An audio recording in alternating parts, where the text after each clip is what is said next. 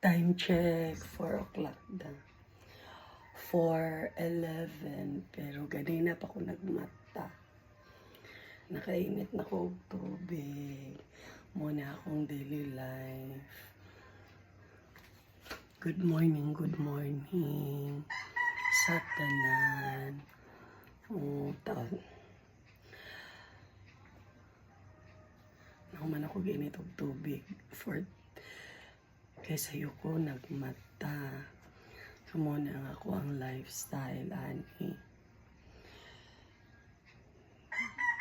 Sa'yo ko magmata, then sa'yo jud ko makamata. Bisan pa kung saan oras ko matulog sa gabi, mo nang taod-taod mato na pud ko sa akong garden, pero karon hikay sa ko mga mainom sa gatas. Timpla ta gatas kay dyan na.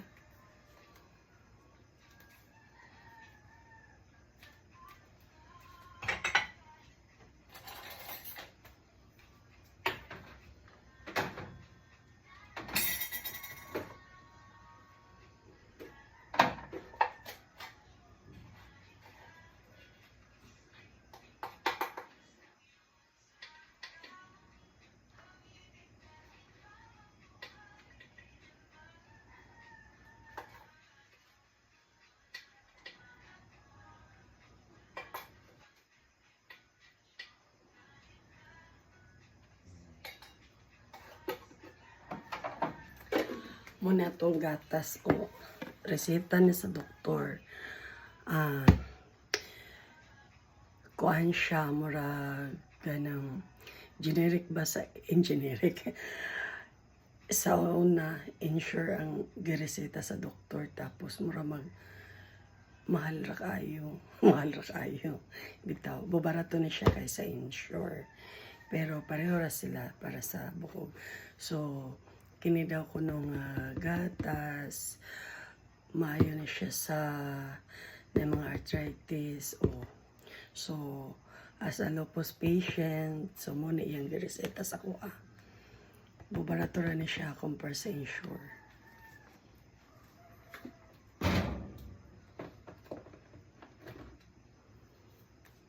Onya kay mag-bloated ko pag puro gatas. So, ako asyang sagulan o kanabitang mais, kanang giniling ba? Kanang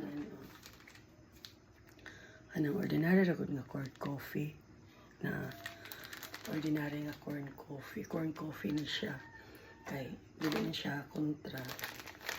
Then kanang dili man ko pwede og Nescafe kay nakoy atrial fibrillation.